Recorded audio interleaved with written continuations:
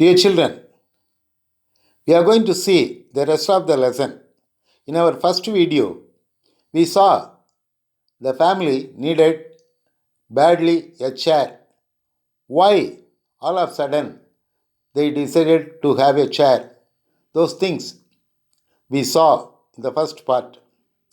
Then the Mamunar entry to the house. Before going to the lesson, let me say something about the author, Kira, in Tamil also, to your benefit, to understand well about him. Keera கி ராஜநாராயணன் தமிழ் இலக்கிய செழுமைக்கு தனது தனித்துவமான எழுத்துக்களால் உரம் சேர்த்தவர். கோவில்பட்டி அந்த காலத்து நெல்லை மாவட்டத்தின் ஒரு பகுதியாக விளங்கிய காலம். அதன் அருகே உள்ள மிகச்சிறிய குக்கிராமம் இடைச்சவல். அங்கே பிறந்து வளர்ந்தவர். பள்ளி படிப்பு மிக மிக சொற்பமே, இல்லை என சொல்லும் அளவிற்கு. ரொம்பவும் அரிதாக மழைக்கு பள்ளிக்கூட பக்கம் ஒதுங்கிய போதிலும் மழையை ரசித்தாரே தவிர பள்ளிக்கூட நிகழ்வுகளை அல்ல. ஆனால் மனிதர்களை, வாழ்க்கையை மிக நுட்பமாக கவனித்து கற்றுக்கொண்டவர். அதுவே அவர் புகழ் பெற அடித்தளமாக விளங்கியது. மக்கள் வாழ்க்கையை, பேச்சு வழக்கை அதே மொழியில், கதைகளில், எழுத்து வடிவத்தில் கடத்தியவர். ஆரம்பத்தில் இது என்ன இவ்வளவு கொச்சையாக இருக்கிறது என சொன்னவர்கள் பின் இயல்பாக, இயற்கையாக ரசிக்கும்படி சொல்லியிருக்கிறார் என்று பாராட்ட துவங்கினார்கள். இந்த வகையில் தானும், தான் சார்ந்த மண்ணும், மக்களும், மொழியும், அவர்கள் வாழ்வும் வாழ்வியலும் உலகம் அறிய அவரது எழுத்துக்களால் பிரபலமானது. அனைத்தும் ரசித்து பாராட்டப்பட்டது. அவர் வாழ்ந்த பூமி கரிசல் பூமி, கரிசல் காடு. அவரை கரிசல் காட்டு கதை சொல்லி என்று பெருமையோடு அழைத்து மக்கள் பெருமைப்படுத்தினர். கீரா என்று சக எழுத்தாளர்களால் மட்டுமல்ல, அனைவராலும் அன்போடும் பாசத்தோடும் அழைக்கப்பட்டவர், நினைவு கூறப்படுபவர். 1969 அவர் எழுதிய நாற்காலி என்ற சிறுகதையே ஆங்கிலத்தில் மொழிபெயர்க்கப்பட்டு த சேர் என்று நமக்கு பாடமாக வைக்கப்பட்டிருக்கிறது. எள்ளல், கிண்டல், கேலி, சிரிப்பு என அனைத்து நகைச்சுவை உணர்வுகளும் கலந்து ரசித்து மகிழத்தக்க, மனம் நிறைந்து சிரித்து மகிழக்கூடிய ஒரு கதைதான் இது.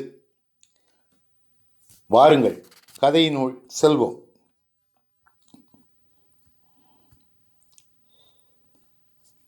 Mamanar himself had chosen a spot to sit whenever he visited our house. Chop off his head, and he would still sit there and nowhere else.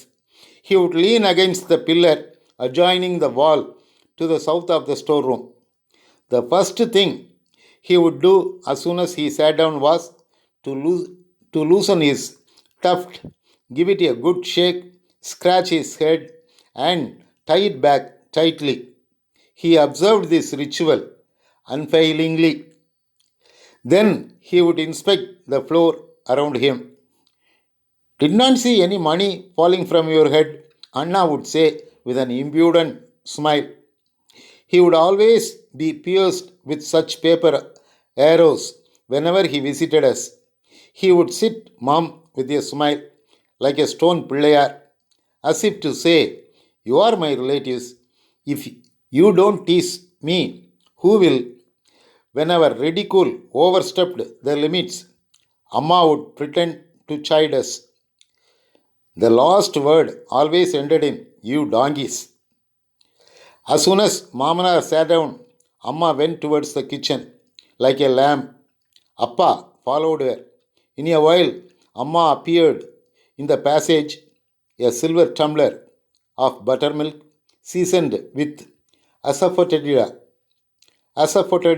பெருங்காயம், in her hand, followed by Appa, who, unseen by her, aped her movements for our benefit, as if to say, "Her brother has come, it seems.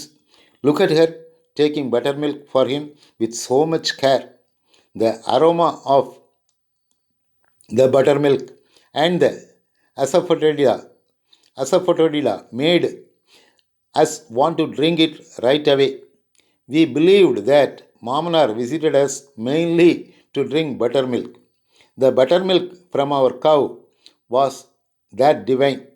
Besides, we thought that our uncle was the stingiest person in the village. We, family, we firmly believed he never gave away anything to anyone. He himself had gone to Kannavaram to buy this famed block-tongued milk cow, milk cow for his sister. Milk cow means pasumadu, pal madu. My younger brother and sister daughter on its calf. Whenever he came over and just before he left, he always went around the cow, gave it a pat. He was afraid his own evil eye would fall on it, and uttered words of praise, even if he was thrifty with them. My little siblings always had this big fear that once the milk dried up, the cow could be taken away to his house along with the calf. The anticipation of this imagined separation only increased their fondness for the calf and their bitterness towards Mamanar. Whenever he relished the buttermilk, these small children punched and pinched with their very stares. Let me tell in Tamil what I read. மாமனார் எங்கள் வீட்டுக்கு வந்தால் அவருக்கென்று உட்கார்வதற்கு அவரே ஒரு இடத்தை தேர்ந்தெடுத்து வைத்திருக்கிறார். தலை போனாலும் அந்த இடத்தில்தான் அவர் உட்கார்வார். பட்டகசாலையின் ஸ்டோர் ரூம், பட்டகசாலையின் தெற்கு ஓரத்தில் உள்ள சுவரை ஒட்டியுள்ள தூணில் சாய்ந்துதான் உட்கார்வார். உட்கார்ந்ததும் முதல் காரியமாக தன் குடுமியை அவிழ்த்து ஒரு தரம் தட்டி தலையை சொரிந்து கொடுத்து திரும்பவும் குடுமியை இறுக கட்டி கொண்டு விடுவார். இது அவர் தவறாமல் செய்கிற காரியம். இப்படி செய்துவிட்டு அவர் தன்னை சுற்றியுள்ள தரையை சுற்றிலும் பார்ப்பார். தலையிலிருந்து துட்டு காசு ஒன்று கீழே விழுந்ததாக தெரியவில்லை என்று அண்ணா அவரை பார்த்து எக்கண்டமாக, எகத்தாளமாக, கிண்டலாக சொல்லி சிரிப்பான். அவர் எங்கள் வீட்டுக்கு வரும்போதெல்லாம் இப்படி காகித பானங்களினால், காயப்படுத்தாத கேலி கிண்டல்களால் என்பதையே காகித பானங்கள் என்று சொல்கிறார். காகித பானங்களால் துளைத்தெடுக்கப்படுவார். சம்பந்தக்காரர்கள் நீங்கள் பார்த்து என்னை கேலி செய்யாவிட்டால் வேறு யார் செய்வார்கள் என்கிற மாதிரியே வாயை திறக்காமல் கல்லு பிள்ளையார் மாதிரி அவர் பாட்டுக்கு உட்கார்ந்து புன்னகையோடு இருப்பார். எங்களுடைய ஏடாசி கேலி பேச்சுக்கள், கிண்டல் பேச்சுக்களின் காரம் அதிகமாகும் போது, அளவுக்கு மீறும் போது மட்டும் அம்மா எங்களை பார்த்து ஒரு பொய் அதட்டு போடுவாள். அந்த அதட்டின் வாக்கியத்தின் கடைசி வார்த்தை கழுதைகளா என்று முடியும். மாமனார் வந்து உட்கார்ந்ததும் அம்மா எழுந்திருந்து அடுப்படிக்கு அவசரமாய் போனாள். அவளை தொடர்ந்து ஆட்டுக்குட்டியைப் போல் அப்பாவும் பின்னால் போனார். கொஞ்ச நேரத்துக்கெல்லாம் ஆளோடி வழியாக, தாழ்வாரம் வழியாக அம்மா கையில் வெள்ளி தமிழரில் பெருங்காயம் கலந்த காயமிட்ட என்றால் இஞ்சூடு அல்ல, பெருங்காயம் கலந்த மோரை எடுத்துக்கொண்டு நடந்து வர அம்மாவுக்கு பின்னால் அப்பா அவளுக்கு தெரியாமல் எங்களுக்கு மட்டும் தெரியும்படி வலிப்பு காட்டிக்கொண்டே, அவளை மீமிக் பண்ணிக்கொண்டே, அவள் நடந்து வருகிற மாதிரியே வெறுங்கையை தமிழர் ஏந்துகிற மாதிரி பிடித்து கொண்டு நடந்து வந்தார். அவர் அப்படி நடந்து வந்தது, அவள் அண்ணா வந்திருக்காளாம், ரொம்ப அக்கறையாய் மோர் கொண்டு போய் கொடுக்கிறதை பாரு என்று சொல்லுகிறது மாதிரி இருக்கும். மோரும் பெருங்காயத்தின் மனமும் நாங்களும் இப்பொழுதே மோர் சாப்பிடணும் போல இருந்தது. மோரும் பெருங்காயத்தின் மனமும் நாங்களும் இப்பொழுதே மோர் சாப்பிடணும் போல் இருந்தது. மாமனார் பெரும்பாலும் எங்கள் வீட்டுக்கு வருகிறது மோர் சாப்பிடத்தான் என்று நினைப்போம். அந்த பசுமாட்டின் மோர் அவ்வளவு திவ்யமாக இருக்கும். அதோடு எங்கள் மாமனார் எங்கள் ஊரிலேயே பெரிய கஞ்சன், மைசர், அதாவது ஈயாத லோபி என்ற நினைப்பு எங்களுக்கு. இந்த பசுவை அவர் தன்னுடைய தங்கைக்காக கண்ணாவரம் போய் தானே நேராக வாங்கி கொண்டு வந்தார். இந்த காராம் பசுவின் கண்ணுக்குட்டியின் பேரில் என் தம்பிக்கும் குட்டி தங்கைக்கும் தனியாத ஆசை. வீட்டை விட்டு போகும்போதும் வீட்டுக்குள் வரும்போதும் மாமனார் பசுவை ஒரு சுற்று சுற்றி அதை தடவி கொடுத்து தன் கண்ணே எங்கே பட்டு விடுமோ என்ற பயம். 2 வார்த்தை சிக்கனமாக புகழ்ந்து விட்டுத்தான் போவார். பால் வற்றியதும் பசுவை அவர் தன்னுடைய வீட்டுக்கு கொண்டு போய்விடுவார். கண்ணுக்குட்டியும் பசுவோடு போய்விடும் என்ற பெரிய பயம் என் சிறிய உடன்பிறப்புகளுக்கு, தம்பிக்கும் தங்கைக்கும். பின்னால் ஏற்பட போகிற இந்த பிரிவு அவர்களுக்கு கண்ணுக்குட்டியின் மேலும் பிரீதியை, அன்பை, பாசத்தை, மாமனாரின் பேரில் அதிகமான கசப்பையும் உண்டு பண்ணிவிட்டது. அவர் ருசித்து மோரை சாப்பிடும்போது இந்த சின்னஞ்சிறுசுகள் தங்களுடைய பார்வையாலேயே அவரை குத்துவார்கள், கிள்ளுவார்கள். Now, let us continue.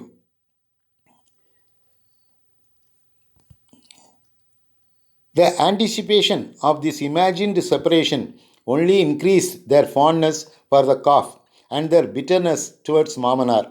Whenever he relished the buttermilk, the small children punched and pinched with their very stares. கண்ணாலேயே அவரை குத்தி கிள்ளுவார்கள். Mamanar showed interest in the debate about the chair. He let it be known that he too would like one to be made for him. We too were glad to have a partner in this enterprise. Mamanar said that the neem tree was the best. It would keep the body cool and keep off piles. When he expressed on the neem tree, Appa looked at him with round-eyed astonishment. Only the day before, Appa had been talking to a farmhand about cutting down an ancient diamond-hard neem tree in our cattle pasture and laying it out to dry. Bethanna said, making it out of Poover's wood would be really good. It is a fine-grained wood without knots and glossy and strong too. Our elder sister said, all these are light-colored woods, ugly to look at. After a while, we will begin to even hate them. I am saying it will be best to make it the color of ripe sugarcane or dark like sesame oil cake. But it is your wish. The vision of a highly comfortable chair in black wood with a mirror-like gleam, with perfectly shaped front legs and curved back legs, yawning longorously to match the recline of the chair, flashed before our eyes. Everyone felt she was right. So it was arranged for 2 chairs to be made immediately, one for us and the other for Mamanar. When the 2 chairs arrived, we did not know which one to keep and which to send to Mamanar. If you looked at one, you did not need to see the other. They were like Rama Lakshmana. We kept one and sent the other to Mamanar. We had a doubt. Had we sent the better one to him? One by one, we took turns to sit on the chair. Never felt like getting up from it, but had to, because others too had to be given a chance. Bethanna sat and exclaimed appreciatively, ah. He ran his hands over the arms of the chair. He sat cross-legged on it. Attai said, we have to stitch a cover for it, otherwise it will get soiled. My little sister and brother fought over it frequently. She would shout at him, you have been sitting on it for so long. Get up, I want to sit it now. Ayyo, I have just sat down. Look at her, Amma, he would say, his face puckering as if about to cry. The news of the arrival of our chair spread like fire around the village. People, children and adults arrived in hordes, மந்தைகள் போல பெரும் கூட்டமாக arrived in hordes to see the chair. A few even stroked it. An old man lifted the chair. Quite heavy. He has made it sturdy, he commended the carpenter. Let us see the Tamil version.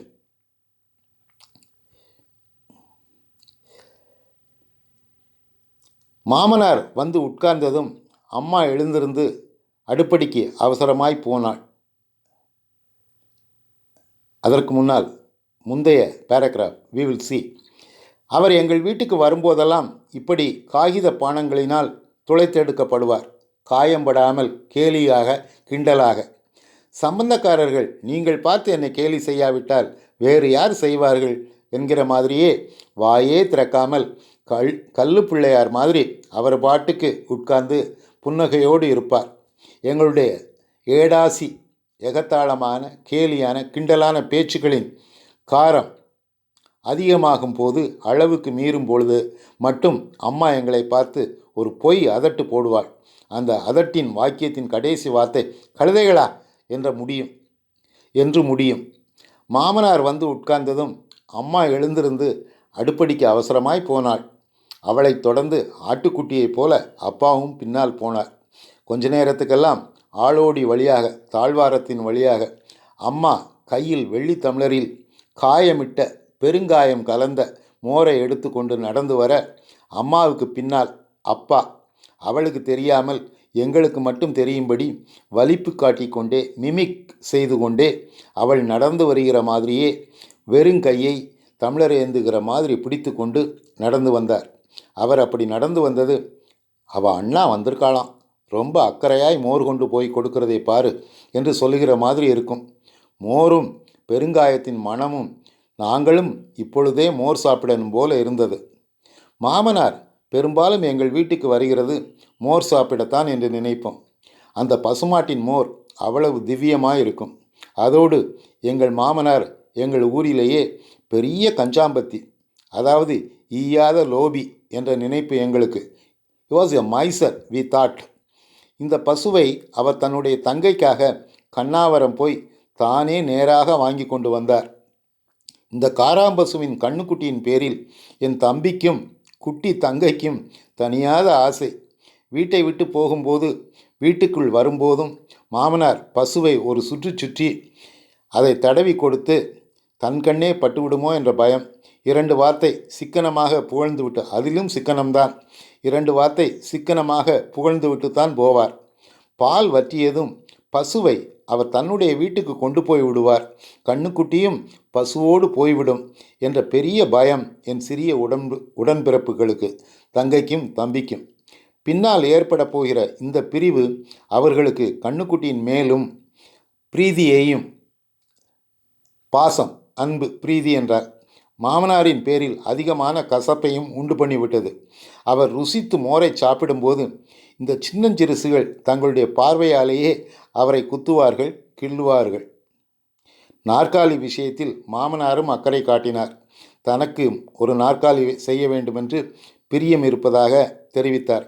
எங்களுக்கும் ஒரு துணை கிடைத்தது மாதிரி ஆயிற்று. மாமனாரும் நாற்காலி விவாதத்தில் அக்கறை காட்டினார்.